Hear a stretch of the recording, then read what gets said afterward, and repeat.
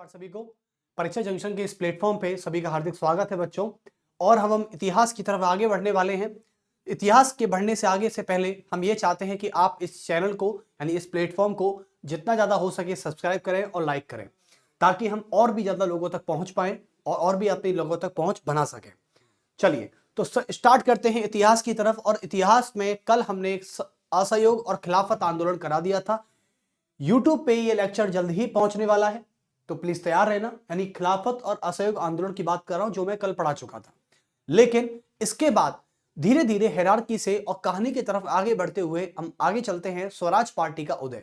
ये स्वराज पार्टी का उदय क्यों किया गया, कैसे किया गया, कब किया गया और इसका कारण क्या था, यह भी चीज जानने का प्रयास करेंगे हम। क्योंकि आने वाले यूपीएससी एग्जाम में और आने वाले जितने भी कॉम्पिटिटिव एग्जाम हैं उनमें ये डेट्स पूछी जा सकती हैं कि ऐसा क्यों हुआ था और ऐसा क्यों किया गया था। तो चलिए, स्वराज पार्टी का उदय सभी डालेंगे आधुनिक इतिहास। पहले तो आधुनिक इतिहास में सबसे पहले मैं लेके चलता हूं आपको यानी स्वराज पार्टी की तरफ। और स्वराज पार्टी से पहले थोड़ा सा बैकअप स्टोरी की बात कर लेते हैं। तो रिकैप बताते हैं, जैसे कि एकता कपूर की सीरियल में पहले रिकैप आता नहीं आता।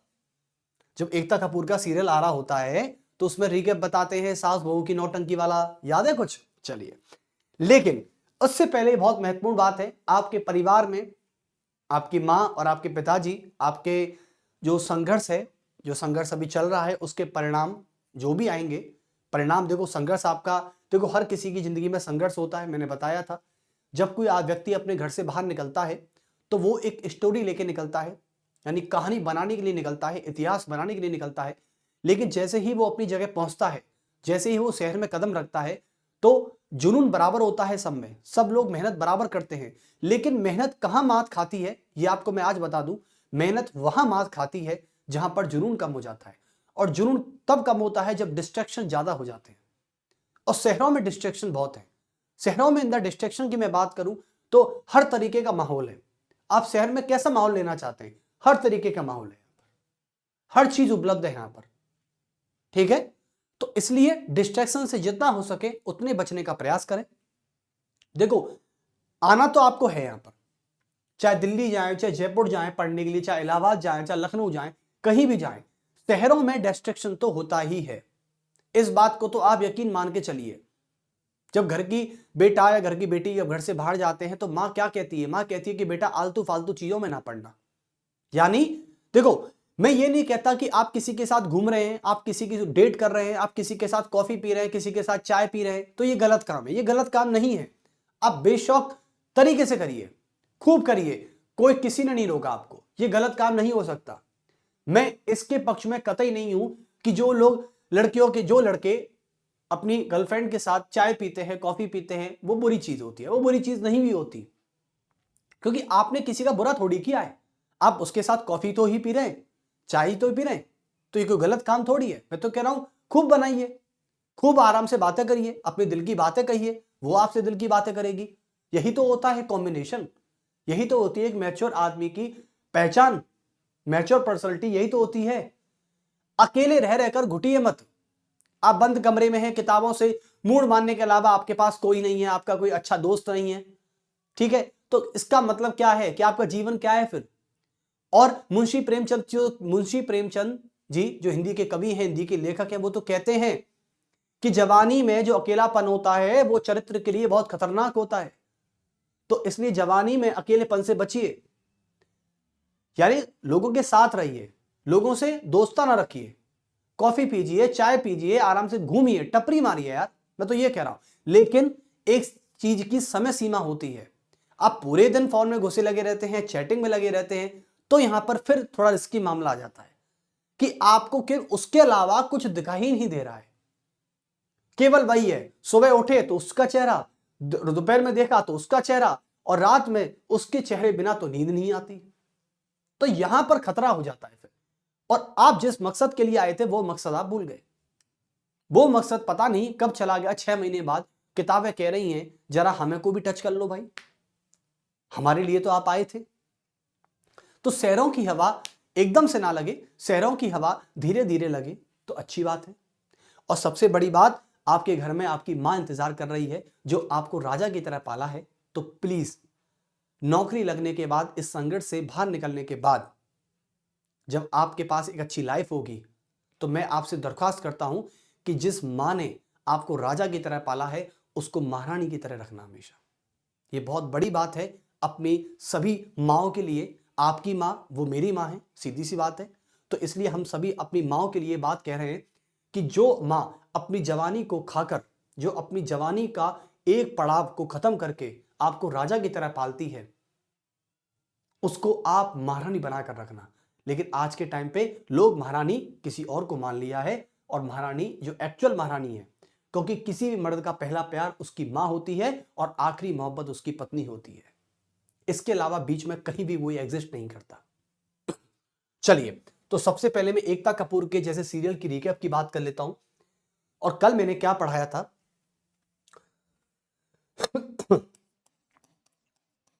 कल मैंने एक शायरी सुनाई थी आप सभी को, पता है आपको? कल मैंने शायरी सुनाई थी आपको कि जिसको गम सहना नहीं आता, जिसको गम सहना नहीं आता, कहते ना कि मोहब्बत से सीखी मैंने एक चीज, मोहब्बत से सीखी मैंने एक चीज कि जिसको गम सहना नहीं आता वो साला मोहब्बत क्या करेगा। तो ये भी कुछ बातें हैं। तो इसलिए जब भी आपको कभी लगे कि किसी से मोहब्बत हो रही है तो सबसे पहले गम सहना सीख लीजिएगा, क्योंकि मोहब्बत में जो चीज मुफ्त में मिलती है वो है गम। खुशी मिले या ना मिले वो डिपेंड करता है आपकी रिलेशनशिप पर, लेकिन जब आप किसी को इज़हार होता है, और दुनिया की सबसे बुरी चीज और दुनिया की सबसे बाहुदा चीज होती है वो है वन साइडेड लव। कहीं भी हो जाए बेटा, वन साइडेड लव कभी मत करना, क्योंकि वन साइडेड लव आदमी को तड़पाता है, अंदर से खोखला कर देता है, सीधी बात। और वन साइडेड लव केवल मूर्ख लोगों की पहचान है। बात है कि टू साइडेड लव है तो ठीक है, वन साइडेड लव नहीं होना चाहिए कभी, क्योंकि वन साइडेड लव ना आपको इधर छोड़ेगा और ना आपको इधर छोड़ेगा, केवल बीच का ही रखेगा आपको। ऐसा नहीं करना। हाँ, आपको है हमसे तो बताइए, वरना चलिए दूसरी की तलाश।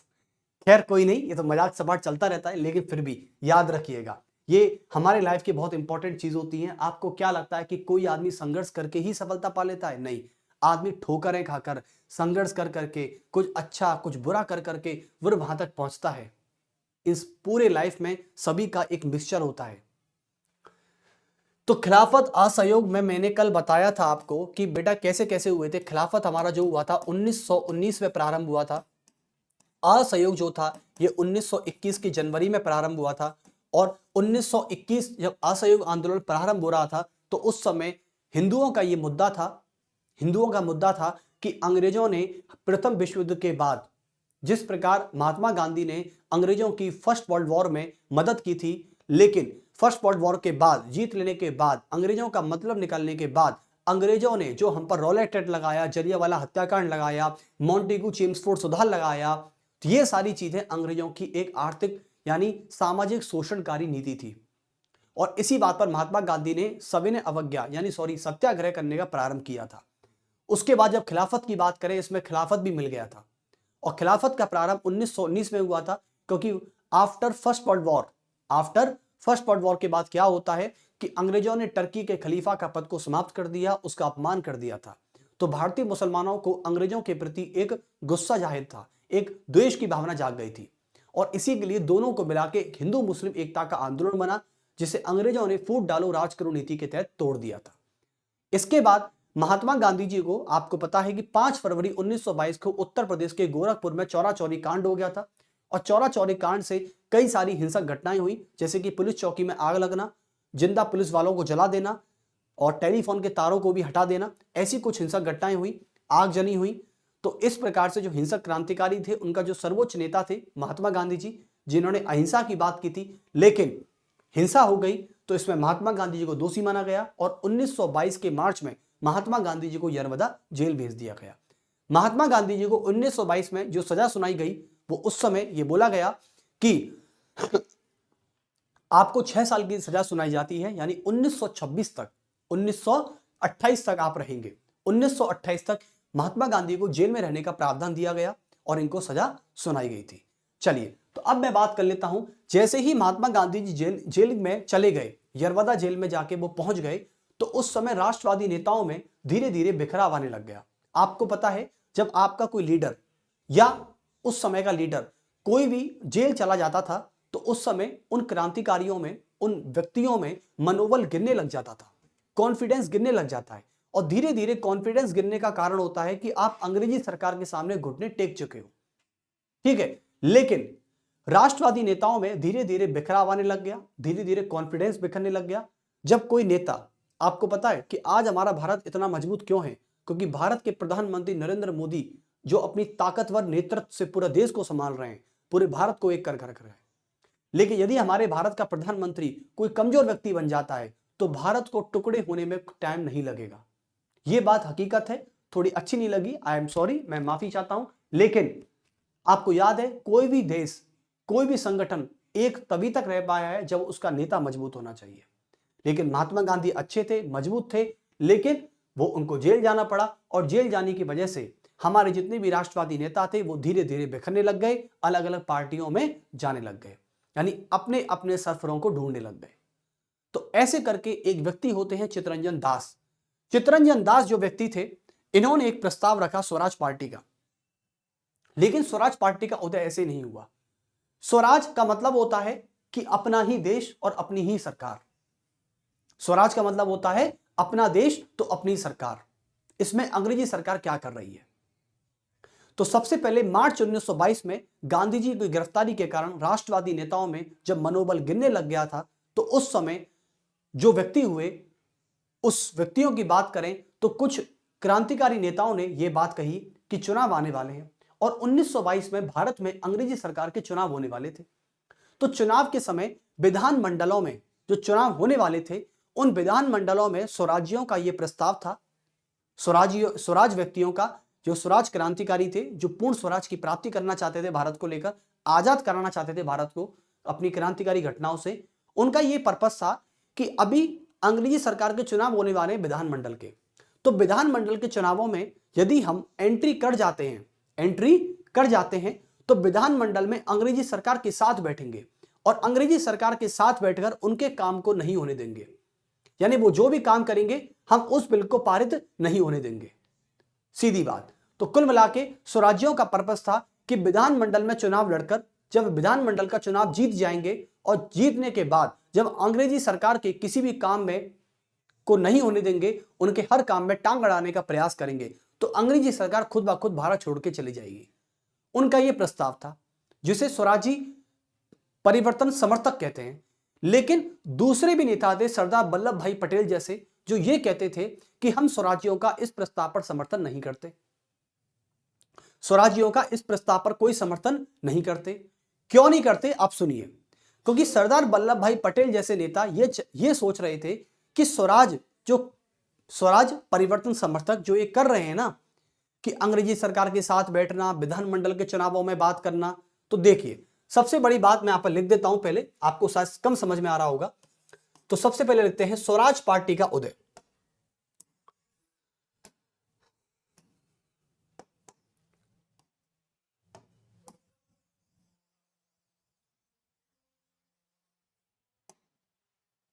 तो सबसे पहले लिखा जाता है स्वराज पार्टी का उदय।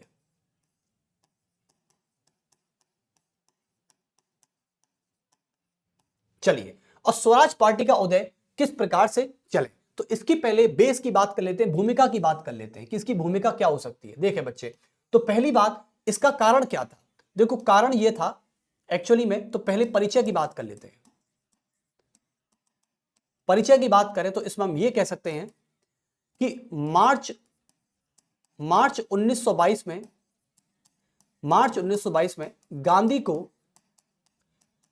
की गिरफ्तारी के कारण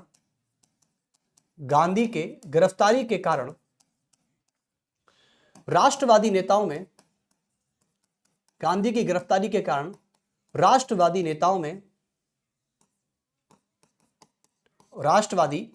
में बिखराव आने लगा। क्या आने लगा? बिखराव आने लगा। और जब राष्ट्रवादी नेताओं में धीरे धीरे बिखराव आने लग जाता है, तो आपको पता है कि आज हमारे घर की बात करें, जब कोई व्यक्ति घर में फूट डाल देता है तो घर के सदस्य आपस में बोलते नहीं है। जैसे घर में 4 कमरे हैं, ठीक है, और घर में सदस्य हैं 10, नहीं घर में 4 सदस्य हैं मान लो, और 4 ही कमरे हैं।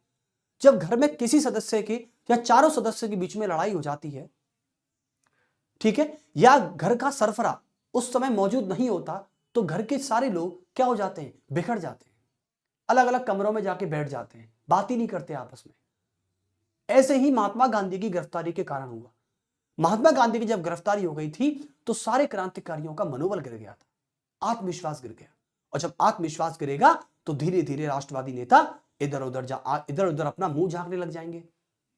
वो अपना दूसरा नेता ढूंढेंगे नहीं ढूंढेंगे, क्योंकि उनको तो क्रांति करनी है, और क्रांति करने के लिए नेता का होना जरूरी है। तो नेता कहां से लाया जाए, तो इसलिए तो ऐसे करके बिखराव आने लगा और उनका मनोबल गिरने लगा और उनका आत्मविश्वास गिरने लगा और उनका आत्मविश्वास गिरने लगा। तो अब कुछ क्रांतिकारी हुए। कुछ क्रांतिकारियों ने क्या किया, एक प्रस्ताव पारित किया। यानी यह मान लीजिए कि स्वराज पार्टी के उदय से पहले कुछ क्रांतिकारी थे, एक कुछ क्रांतिकारियों ने अपना प्रस्ताव रखा। वो प्रस्ताव क्या था, जरा सुन लेना एक बार। चलिए, तो स्वराज पार्टी के से पहले एक प्रस्ताव आया, तो लिखेंगे ये प्रस्ताव क्या था। चलिए, तो ये प्रस्ताव ऐसे था, कुछ क्रांतिकारियों के द्वारा आया है ना, रैंडमली मान लो। चलो, तो स्वराज पार्टी के उदय से पहले कुछ क्रांतिकारियों का प्रस्ताव था कि विधानमंडल के चुनावों में हम भाग लेकर और जीतकर अंग्रेजी सरकार के काम में बाधा पहुंचाएंगे। लिखेंगे कि हम विधानमंडल के चुनावों में विधानमंडल के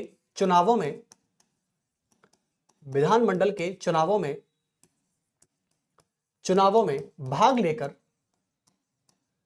लेकर अंग्रेजी सरकार का हिस्सा बनेंगे। अंग्रेजी सरकार का हिस्सा बनेंगे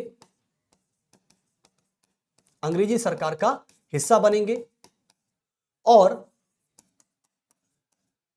अंग्रेजी सरकार के प्रत्येक काम में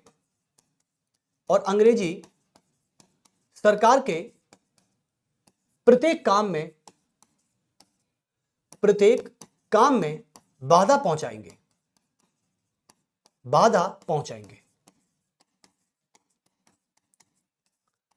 अब सबसे बड़ी बात यह थी कि यह प्रस्ताव जब आया तो इस प्रस्ताव को पढ़ने के बाद जिसने इसका समर्थन किया वो तो स्वराज परिवर्तन समर्थक बन गया, और जिसने इस प्रस्ताव का विरोध किया वो स्वराज परिवर्तन विरोधी बन गया।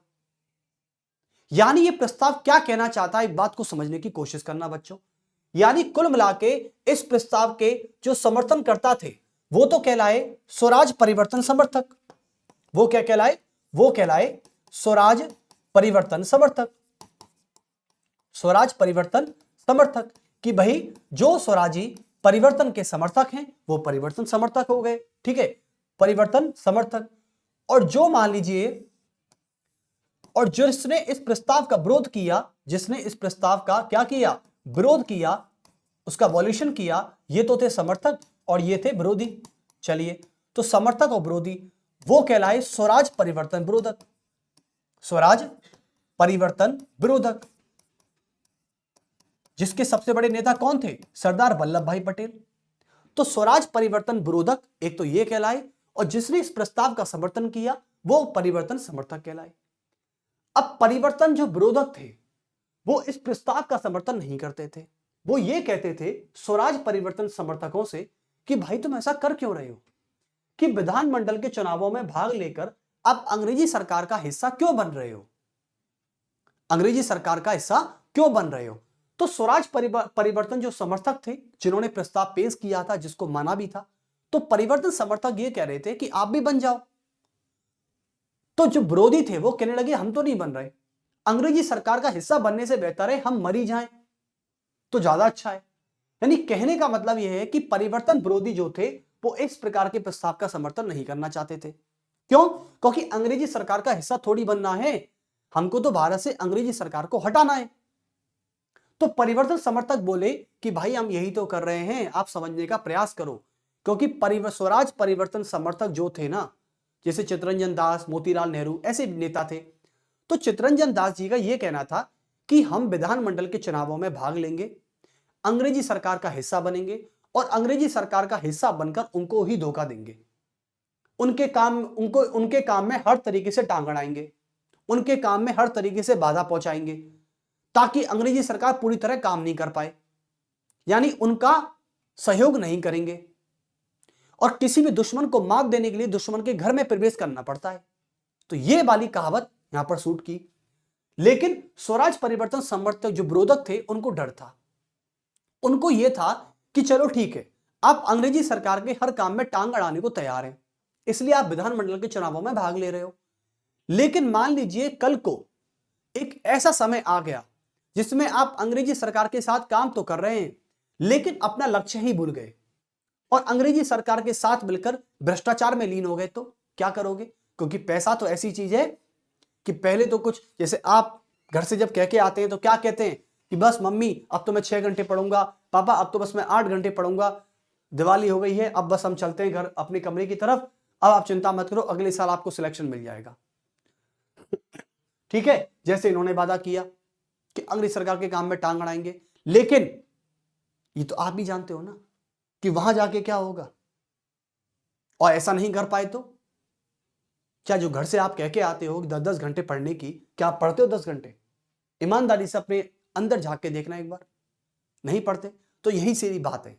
इसका मतलब यही बातें जो हैं हमारे दिल को खटकती हैं। तो इसका मतलब परिवर्तन विरोधकों को डर था कि कहीं स्वराज परिवर्तन समर्थक इस प्रस्ताव को अपना ऑफर ना मान ले, अंग्रेजी सरकार उनके लिए पैसा फेंकेगी, कहीं वो लालच में ना आ जाए।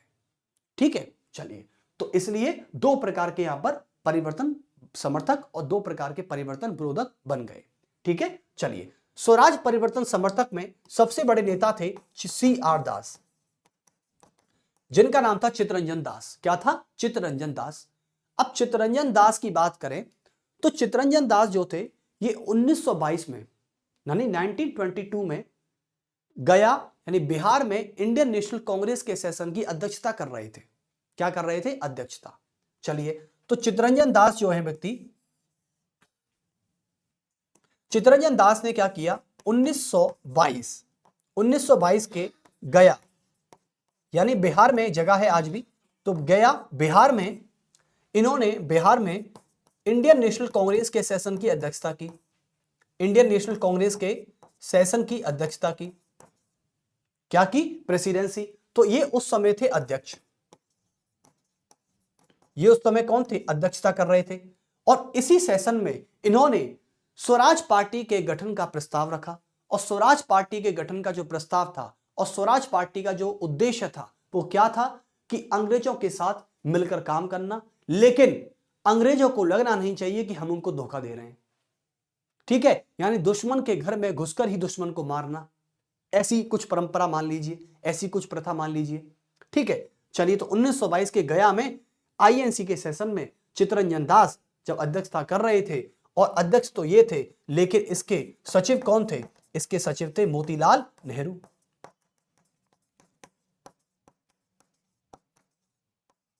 मोतीलाल नेहरू इसके सचिव थे, इसके secretary of the Indian national Congress session, ये सचिव थे और ये अध्यक्ष थे।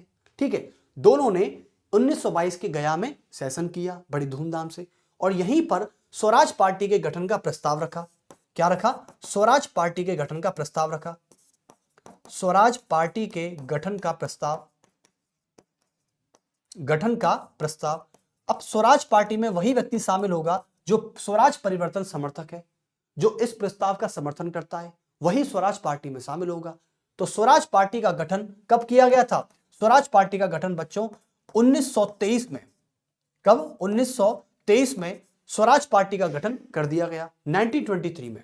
तो स्वराज पार्टी का गठन कब किया गया? स्वराज पार्टी का गठन 1923 में कर दिया गया। ठीक है, और ये कैसे किया गया? प्रस्ताव के माध्यम से। और प्रस्ताव कहां आया था? प्रस्ताव आया था इस जगह 1922 के गया सेशन में, जिसकी प्रेसिडेंसी खुद चित्तरंजन दास कर रहे थे। स्वराज पार्टी के चीफ कौन थे? स्वराज पार्टी के सर्वोच्च नेता का नाम था CR दास, चित्तरंजन दास। और चित्तरंजन दास जी के द्वारा अक्टूबर 1923 में स्वराज पार्टी का गठन कर दिया गया। अब स्वराज पार्टी के गठन के बाद जो स्वराज पार्टी का प्रस्ताव था कि आने वाले विधानमंडल के चुनावों में अंग्रेजी सरकार के साथ काम करना, लेकिन उनको यह महसूस नहीं होने देना कि हम उनको धोखा दे रहे हैं। ठीक है, चलिए अब साहब क्या होता है, गठन के बाद धीरे धीरे आगे समय बीतता है और अक्टूबर 1923 में क्या होते हैं, चुनावी घोषणा होती है। चुनावी घोषणा होती है और इस चुनावी घोषणा में सभी लोग मतदान में हिस्सा लेते हैं और मतदान होता है तो पता चलता है कि 101 सीटों में से 42 सीटों पर स्वराज पार्टी की जीत हुई। क्या होती है, जीत होती है। तो परिणाम यह निकला कि 101 सीटों में से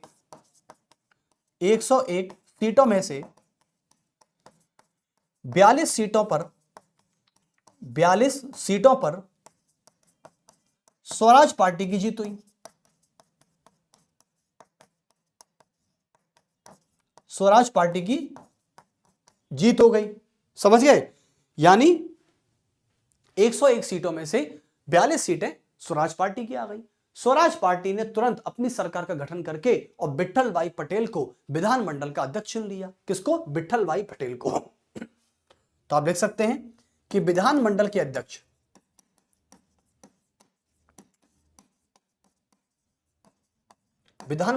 का नाम था विट्ठल भाई पटेल।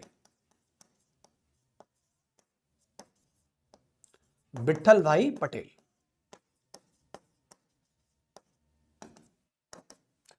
चलिए, तो ये प्रोसेस था पूरा। लेकिन चित्तरंजन दास जी की 1925 में मृत्यु हो जाती है और 1925 में मृत्यु होते ही स्वराज पार्टी खंडित हो जाती है। तो चित्तरंजन दास जी की मृत्यु कब हुई थी, चित्तरंजन दास जी की मृत्यु 1925 में इनकी डेथ हो गई थी और ये सरकार वही टूट गई और स्वराज पार्टी भी वही टूट गई। तो ये थी स्वराज पार्टी का उदय, जो कि महात्मा गांधी जी के जेल जाने के बाद गठन हुआ था और महात्मा गांधी जैसे ही जेल से रिहा हुए तभी चित्तरंजन दास जी की मृत्यु हो गई और उसी समय स्वराज पार्टी भी टूट गई और स्वराज पार्टी की जो सरकार थी वो भी बिखर गई। चलिए, तो अब आते हैं, आप सभी को पता है कि 1925 में यानी महात्मा गांधी जी जब 1924 में जेल से रिहा हुए थे, यानी 1924 में आप सभी को पता है कि गांधी जी 1924 में गांधी जी जेल से रिहा हुए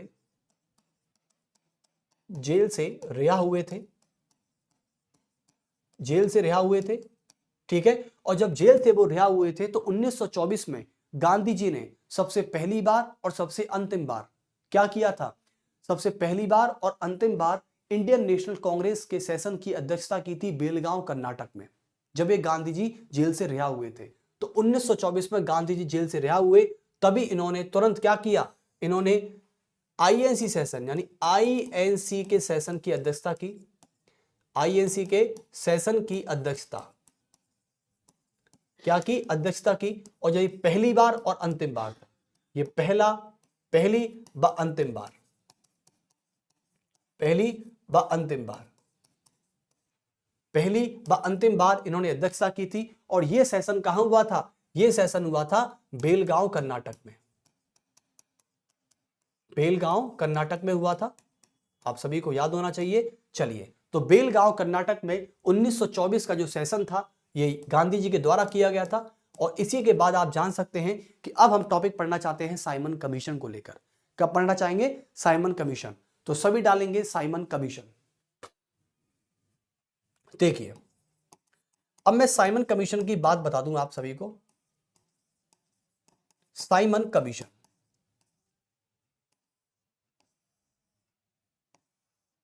ठीक है। अब साइमन कमीशन कैसे काम करेगा देखें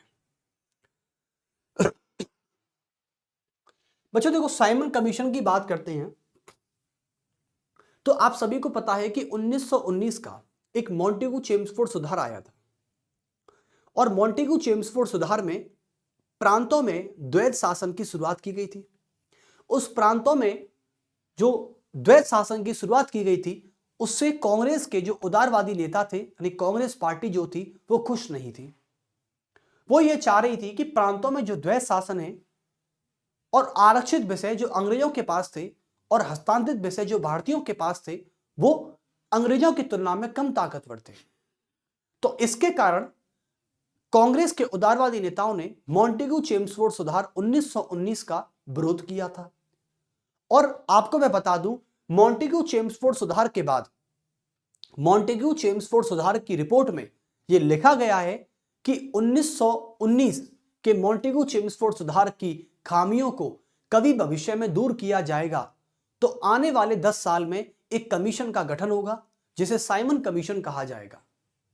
उस मॉन्टेग्यू रिपोर्ट में लिखा गया है, यानी आने वाले 10 साल में यदि ऐसा कभी हुआ कि इस सुधार को बदलना पड़े तो हम 10 साल बाद इसकी खामियों को बदलेंगे। ठीक है, यह बात कही गई। लेकिन भारत का जैसा माहौल था और कांग्रेस के उदारवादी नेता जिस प्रकार की नीतियों को बना रहे थे, स्वराज, चाहे स्वराज पार्टी हो, चाहे महात्मा गांधी के द्वारा सत्याग्रह हो, कोई भी आंदोलन हो, उसके द्वारा जो भारत में माहौल बन रहा था, इसलिए 10 वर्ष नहीं बल्कि 8 वर्ष में ही साइमन कमीशन का गठन कर दिया गया। यानी 19 से 27 लगा लीजिए, कितना हो गया, 8 वर्ष में ही साइमन कमीशन का गठन करना पड़ गया। क्यों? क्योंकि कांग्रेस के उदारवादी नेता अंग्रेजों से बहुत परेशान थे और मॉन्टेग्यू चेम्सफोर्ड सुधार से बहुत ही हतोत्साहित हो गए थे। इसलिए साइमन कमीशन का गठन ब्रिटिश सरकार के कहने पर 1927 के नवंबर में किया गया, जो मॉन्टेग्यू चेम्सफोर्ड सुधार की कमियों को दूर करेगा। तो लिख सकते हैं आप कि इसके गठन का कारण क्या था। तो इसके गठन का कारण था, इसका पहली बात तो गठन कब किया गया, देखें, इसका गठन किया गया नवंबर 1927 में, जबकि इसका गठन होना था 1929 में, क्योंकि 10 वर्ष के पश्चात। ठीक है, इसका गठन किया गया। ओके, इसके अध्यक्ष कौन थे? साइमन कमीशन के जब अध्यक्ष की बात करें तो इसके अध्यक्ष थे sir John Simon. Sir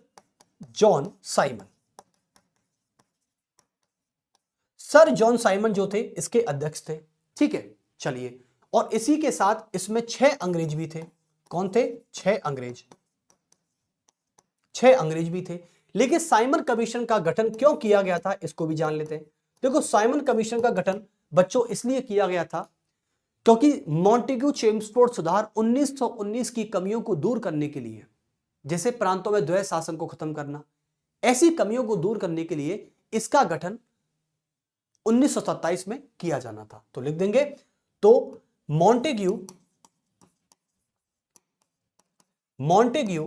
Chelmsford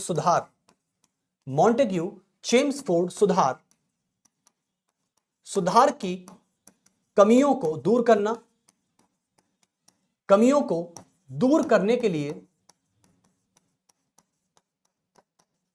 दूर करने के लिए एवं बदलाव करने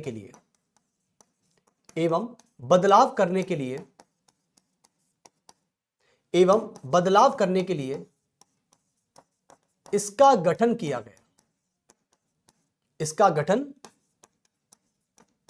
गया। और यहां पर इसको हटा दें और यहां लिख दें कारण क्या है। यहां लिखे कारण। चलिए, तो ये था इसका कारण। तो साइमन कमीशन गठन कब किया जाना था? 1929 में, 10 वर्ष के बाद, क्योंकि मॉन्टेग्यू चेम्सफोर्ड सुधार में यह बात लिखी गई थी कि एक कमीशन का गठन किया जाएगा आने वाले 10 सालों में इसकी कमियों को दूर करने के लिए। लेकिन इसका गठन भारत की परिस्थितियों के बस में देखते हुए इसका गठन 2 वर्ष पहले किया गया। क्यों किया गया, कब किया गया, और इसकी अध्यक्षता में कौन थे? सर जॉन साइमन प्लस 6 अंग्रेज। तो टोटल हो गए कितने? 7 मेंबर। कितने हो गए? टोटल हो गए 7 सदस्य। अब मुझे एक चीज बताइए कि भारत के शासन को लेकर जो कमियों को दूर करेगा उसमें एक भी भारतीय नहीं है, और भारतीयों को शामिल ना करना ही इस कमीशन की सबसे बड़ी हार थी, मैं आपको बताना चाहूंगा। यानी कांग्रेस का एक भी नेता, चाहे कोई भी राष्ट्रवादी नेता, इसमें शामिल नहीं था। आप मुझे बताइए, एक तो सर जॉन साइमन जो खुद अंग्रेज, और 6 अंग्रेज और थे, यानी टोटल 7 अंग्रेजों का यह कमीशन था जिसमें एक भी भारतीय नेता उपस्थित नहीं था, जो कि भारत के लोगों को यह बहुत बुरा लगा, भारत की जनता को, भारत के नेताओं को, कि हमारे लिए ही कमीशन गठित किया गया और हम ही इसमें शामिल नहीं है। तो इसलिए साइमन कमीशन की सबसे बड़ी हार यह थी कि भारतीयों का शामिल ना होना। और जब भारतीय शामिल नहीं होंगे तो साइमन कमीशन का वो विरोध करेंगे। क्या कहेंगे? साइमन कमीशन का विरोध करेंगे। तो जो 6 अंग्रेज थे, जो 7 अंग्रेज थे, इसलिए भारतीयों ने इसका विरोध किस तरीके से किया? इसका विरोध कह के किया कि यह तो भैया एक व्हाइट कमीशन है। क्या है? एक व्हाइट कमीशन। ये तो एक व्हाइट कमीशन है। व्हाइट कमीशन का मतलब होता है गोरे लोगों का कमीशन। क्या होता है? गोरे लोगों का कमीशन। तो कुल मिला के जब अंग्रेजी अंग्रेज हैं, सारे की सारे गोरे की गोरे हैं, तो इसलिए इस कमीशन को व्हाइट कमीशन कहा गया, श्वेत आयोग कहा गया। क्या कहा गया? श्वेत आयोग। तो इसको श्वेत आयोग कहा गया, इसको श्वेत आयोग कह दिया गया। यानी कुल मिला के बातें सारी हायरार्की में चल रही हैं। अब इसलिए 7 अंग्रेज, सातों की 7 अंग्रेज थे, इसलिए कोई भी भारतीय उपस्थित ना रहने के कारण भारतीयों ने इसका बड़े तरीके से, और भारतीय नेताओं के बड़े बड़े नेताओं ने इसका विरोध करना स्टार्ट कर दिया। तो इसका विरोध 2 जगह सबसे ज्यादा हुआ। एक तो हुआ आपका लाहौर में और एक हुआ आपका लखनऊ में। ठीक है, लाहौर में इसके विरोध का मोर्चा संभाल रहे लाला लाजपत राय, जिन्होंने साइमन गो बैक का नारा दिया था, जिन्होंने साइमन गो बैक का नारा दिया था। और लखनऊ से इसकी कमान संभाल रहे पंडित जवाहरलाल नेहरू और गोविंद बल्लभ पंत। चलिए, तो सबसे पहले इसके विरोध की बात करें तो इसका विरोध क्यों किया गया? इसका कारण था, कारण लिख देंगे आप इसका, कि साइमन कमीशन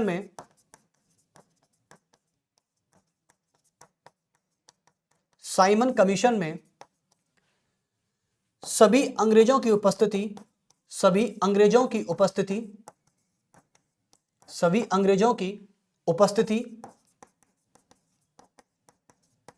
उपस्थिति और एक भी भारतीय उपस्थित ना रहने के कारण, और एक भी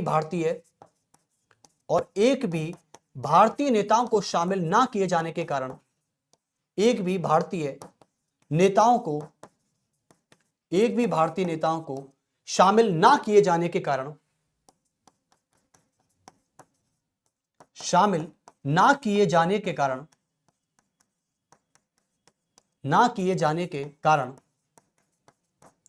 भारतीय नेताओं ने इसका विरोध करना निश्चय किया। कारण भारतीय नेताओं ने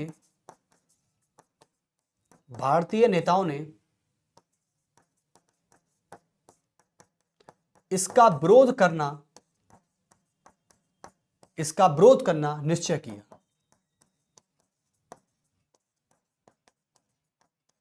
भाई करेंगे ही करेंगे, सीधी बात है। एक तो कम से कम ले लेते। अब हंटर कमीशन की बात करते हैं। 14 अक्टूबर 1919 के हंटर कमीशन में 3 भारतीय व्यक्ति थे। एक तो चिमनलाल हरिलाल, सीतलवाड़ और पंडित जगत नारायण। तो हंटर कमीशन का विरोध क्यों नहीं किया गया? क्योंकि हंटर कमीशन में जनरल डायर के बयान की जांच करने के लिए, उसके द्वारा किए गए काम की जांच करने के लिए भारतीय लोग मौजूद थे वहां पर। तभी तो डायर को दोषी माना गया, और जब डायर को दोषी माना गया तो उसे पद से बर्खास्त किया गया। तो कुल मिला के जब भारत के लोग वहां मौजूद होंगे तो कम से कम अंग्रेजी सरकार पर एक दबाव रहेगा, और अंग्रेजी सरकार पर जब दबाव रहेगा तो अंग्रेजी सरकार भारतीयों के हित में कुछ अच्छा सोच सकती है, ऐसी कल्पना कर सकते हैं। लेकिन इस कल्पना मात्र को हटा दिया गया और अंग्रेज डाल दिए गए। अब अंग्रेज कब से भारतीयों के बारे में अच्छा सोचने लगे?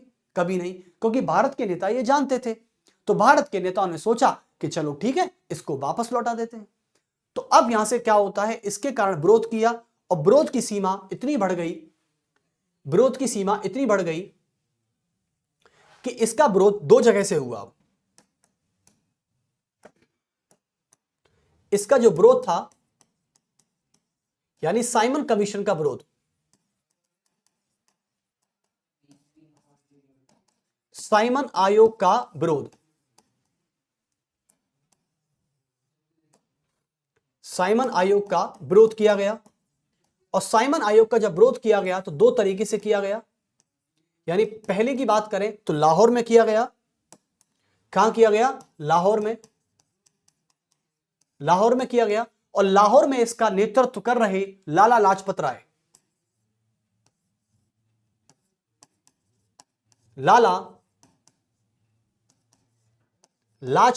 राय, लाला लाजपत राय इसका नेतृत्व कर रहे थे लाहौर से। ये कौन थे? ये थे आपके नेतृत्वकर्ता यानी लीडर। ये थे आपके नेतृत्वकर्ता यानी लीडर लाहौर में। और लाहौर में लाला लाजपत राय ने उस समय किसका नारा दिया था? साइमन गो बैक का नारा दिया था। किसका नारा दिया था? साइमन गो बैक का नारा दिया था। यह नारा बड़ा फेमस है। और साइमन गो बैक का नारा देते हुए उस समय काले झंडे दिखाए गए थे। क्या दिखाए गए थे? काले झंडे दिखाए गए थे। तो साइमन कमीशन नाराज हो गया और साइमन कमीशन ने इस बात का बदला किस तरीके से लिया मैं आपको बताना चाहूंगा। यानी जब लाला लाजपत राय लाहौर में साइमन गो बैक का नारा देते हुए साइमन कमीशन के विरोध का मोर्चा संभाल रहे थे और काले झंडे दिखा रहे थे, तो साइमन कमीशन और लाला लाजपत राय और साइमन कमीशन में जो पुलिस अधिकारी थे उनके बीच में मुठभेड़ हो गई और लाला लाजपत राय को अंग्रेजी पुलिस ने लाठी मार मारकर उनकी हत्या कर दी गई। और 17 नवंबर 1928 को 17 नवंबर 1928 को लाला लाजपत राय की लाठी मार मारकर हत्या कर दी गई, केवल इसलिए क्योंकि साइमन कमीशन का विरोध कर रहे थे। कौन? लाला लाजपत राय, जो कि साइमन गो बैक का नारा देते हुए काले झंडे दिखा रहे थे। तो इसलिए लाला लाजपत राय की अंग्रेजी पुलिस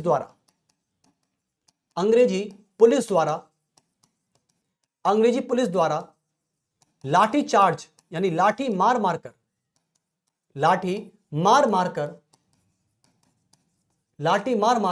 उनकी हत्या कर दी गई। अब इनको भी नहीं पता था कि लाठी से मर जाएंगे।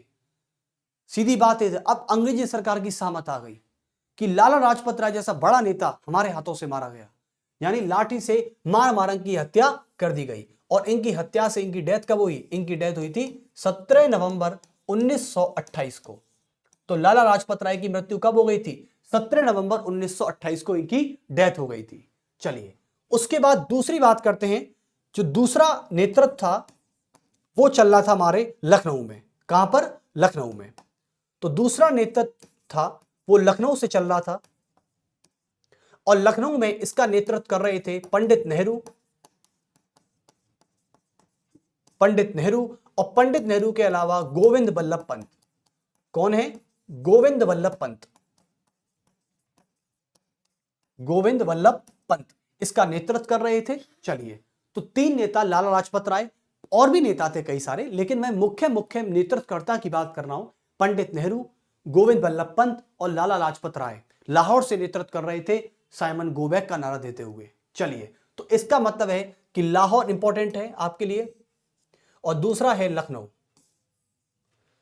ठीक है, और नेताओं के नाम याद हैं। 17 नवंबर 1928 को लाला लाजपत राय की मृत्यु हो गई। लाठी इतनी बरसाई गई कि लाला लाजपत राय की पीठ से खून बहने लग गया था और खून इतना बहा कि वो घायल हुए और घायल से उनकी सीधी मौत हो गई। चलिए, तो साइमन कमीशन का विरोध क्यों किया गया? क्योंकि इसमें 6 अंग्रेज थे और साइमन कमीशन किसी भी प्रकार से भारतीय नेताओं को लेने के लिए इच्छुक नहीं था, उनके लिए तैयार नहीं था। और जब तैयार नहीं था तो भारतीयों को गुस्सा आई और भारतीयों ने तुरंत हमला कर दिया। यानी आप देखा ना ताप देखा। वैसे बताया जाता है कहानी में कि लाला लाजपत राय और अंग्रेजी पुलिस के बीच में बहुत ज्यादा मुठभेड़ हो गई थी और उस मुठभेड़ में अंग्रेजी पुलिस ने यह सोचा कि कहीं क्रांति ना हो जाए, तो इसलिए उन्होंने क्या किया? लाला लाजपत राय को मुठभेड़ में शामिल कर लिया और वहां से लाठी बरसा कर उनकी मौत हो गई। लाला लाजपत राय एक सबसे महान और धुरंधर नेता थे हमारे। आपको पता है कि बाल गंगाधर तिलक, बिपिन चंद्र पाल और लाला लाजपत राय, इनको इतिहास में पाल के नाम से जाना जाता है, यानी लाल बाल पाल। आज आपको पता है, आज हमारे भारतीय इतिहास में एक कोड चलता है, इसे कहते हैं लाल बाल पाल। लाल को कहते हैं लाला लाजपत राय, बाल को कहते हैं बाल गंगाधर तिलक और पाल को कहते हैं बिपिन चंद्र पाल। तीनों को लाल बाल पाल के नाम से जाना जाता है। ये भारतीय इतिहास के सबसे धुरंधर और सबसे क्रांतिकारी नेता थे। बिपिन चंद्र पाल, बाल गंगाधर तिलक और लाला लाजपत राय, इनको इतिहास में लाल बाल पाल के नाम से जाना जाता है। तो ये हमारे लाल थे और वास्तव में लाल थे। लाल का मतलब होता है राजा, दिमाग से शातिर, दिमाग से तेजस्वी, ईमानदार। ये वो नेता थे हमारे लाला लाजपत राय। लेकिन बड़ी ही दुख की खबर है कि उनकी 17 नवंबर 1928 को लाठियों के बरसाने के कारण उनकी मौत हो गई थी, क्योंकि वो पीछे से यानी बैक से, पीठ की तरफ से लहूलुहान हो चुके थे पूरी तरह। तो चलिए साइमन कमीशन का विरोध हुआ यानी, और साइमन कमीशन के गठन को लेकर पूरी तरह देख लेना एक बार बच्चों, क्योंकि क्वेश्चन उठ सकता है। क्वेश्चन गठन से उठेगा, अध्यक्ष कौन थे, कितने सदस्य थे टोटल, कारण क्या था, और सबसे बड़ी बात है साइमन कमीशन का गठन क्यों किया गया था।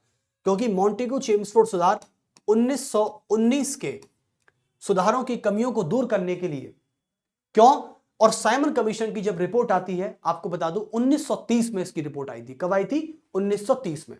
तो चलिए 1930 के जब इतना कुछ हो गया, इतना कुछ हो जाने के बाद साइमन कमीशन की रिपोर्ट को आने में लगभग 3 वर्ष लगे। कितने लगे? 3 वर्ष। तो लिख देंगे कि साइमन कमीशन की रिपोर्ट, साइमन कमीशन की रिपोर्ट, यानी भारतीय नेता भी आज बहुत अफसोस कर रहे होंगे, बोल रहे होंगे कि आज हमारे बीच में लाला लाजपत राय नहीं है, काश लाला लाजपत राय होते तो आज इस रिपोर्ट को देख रहे होते। चलिए, तो साइमन कमीशन की जो रिपोर्ट आती है, तो साइमन कमीशन की रिपोर्ट 1930 में पेश की गई थी, और 1930 में जब पेश की गई थी तो पहले पॉइंट पर इस रिपोर्ट में क्या था, जो मॉन्टेग्यू चेम्सफोर्ड सुधार में जिस प्रांतीय द्वैध शासन की शुरुआत की गई थी, उस प्रांतीय द्वैध शासन को खत्म किया गया सबसे पहले। तो लिखेंगे कि मॉन्टेग्यू चेम्सफोर्ड सुधार, मॉन्टेग्यू चेम्सफोर्ड सुधार, मॉन्टेग्यू चेम्सफोर्ड सुधार, या ये सीधे लिख देना आप, प्रांतों में द्वैध शासन, सीधे लिखिए कि प्रांतों में द्वैध शासन की समाप्ति, प्रांतों में द्वैध शासन की समाप्ति। तो प्रांतों में द्वैध शासन की क्या की गई? समाप्ति की गई, पहली बात। दूसरी बात करें तो दूसरी बात, बर्मा को भारत से, बर्मा यानी होता है म्यांमार, बर्मा को भारत से अलग किया गया। बर्मा यानी आज की भाषा में कहते हैं इसको म्यांमार, बर्मा को भारत से अलग किया गया, भारत से अलग किया गया।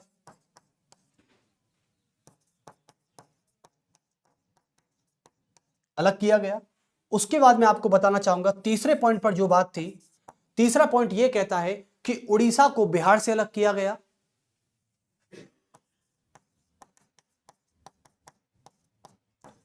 उड़ीसा को बिहार से अलग किया गया, बिहार से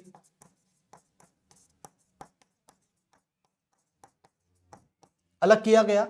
उसके बाद चौथे पॉइंट की मैं बात करता हूं, तो चौथा पॉइंट क्या है, इसमें केंद्रीय संघीय व्यवस्था की स्थापना की गई। तो लिखेंगे कि संघीय व्यवस्था की स्थापना की गई,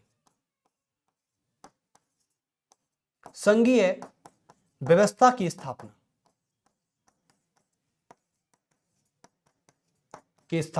की गई। यानी यह थी 1930 की साइमन कमीशन की रिपोर्ट, जो कि गठन के लगभग 3 वर्षों के बाद आई थी। कब आई थी? 3 साल लग गए इस रिपोर्ट को आने में। उस समय 1930 में हमारे भारत में गांधी जी के द्वारा सविनय अवज्ञा चल रहा था, जिसे दांडी मार्च कानून के नाम से बोला गया, जिसे नमक कानून भी कहा जाता है। और उस समय लगभग राउंड टेबल मीटिंग भी स्टार्ट हो गई थी हमारे भारत में। ठीक है, तो 1930 का दौर जब हम पढ़ाएंगे तो और अच्छे से पढ़ेंगे। उस समय गांधी जी के द्वारा दांडी मार्च चल रहा था, नमक कानून चल रहा था, नमक कानून तोड़ो चल रहा था, जो साबरमती आश्रम से स्टार्ट किया गया था, दांडी तक पहुंचे थे। ठीक है, और 374 मील की दूरी पूरी करके 78 साथियों के साथ, वो सारी बातें बताएंगे। और इसके साथ साथ Gandhi ji round table meeting में भी हिस्सा लेने जा रहे थे, लगभग इंग्लैंड राजपूताना नामक जहाज से। ठीक है, तो वो भी सारी कहानी बताएंगे। और उसी समय साइमन कमीशन की रिपोर्ट आई। लेकिन सबसे बड़ी खुशी भारत को इस रिपोर्ट में इसलिए हुई क्योंकि प्रांतों से द्वैध शासन को खत्म कर दिया गया था, बिल्कुल खत्म। जो मॉन्टेग्यू चेम्सफोर्ड सुधार में 1919 में प्रारंभ किया गया था, उसी को 1927 के साइमन कमीशन के गठन और 1930 की रिपोर्ट में फाइनली खत्म कर दिया गया। तो ऐसी कुछ बातें हैं। और आगे हम नेहरू रिपोर्ट पढ़ने वाले हैं कि 1927 में जब साइमन कमीशन का गठन किया, तो इसके बाद भारत के सचिव रहे लॉर्ड बर्कनहेड ने भारतीय नेताओं को संविधान बनाने की चुनौती दे दी थी, और इसी के बेस पर बनी थी नेहरू रिपोर्ट 1928, जिसकी अध्यक्षता मोतीलाल नेहरू ने की थी। और फिर आएगा लाहौर अधिवेशन, जिसमें आपको नेहरू के बारे में पढ़ाया जाएगा। तो चलिए फिर मिलते हैं आपसे जल्दी ही और अगले पार्ट में। अभी के लिए थोड़ा सा पेशेंस रखें और फिर अगले पार्ट में आपसे मिला जाएगा नेहरू रिपोर्ट की तरफ। नेहरू रिपोर्ट एक्चुअली में अंग्रेजों के द्वारा भारतीयों को यह चुनौती दी गई थी, यह चैलेंज दिया गया था कि आप में हिम्मत है तो आप भारतीय संविधान का ढांचा ही बनाकर बता दो। और उस समय भारत के सचिव थे लॉर्ड वर्कनहेड। और इसके लिए आपको कल नेक्स्ट पार्ट तक का इंतजार करना पड़ेगा और इसके लिए आपको इंतजार करना भी चाहिए था। बिल्कुल ये कहानी है, कहानियों के तरीके से चलें तो अच्छी बात है। चलिए तो फिर मिलते हैं आपसे जल्दी ही नेक्स्ट पार्ट में। सभी खुश रहें, सभी अच्छे रहें और प्लीज लेक्चर को देखने के बाद कमेंट और सब्सक्राइब और शेयर जरूर किया जाए। चलिए उम्मीद करता हूं आपसे। नमस्कार।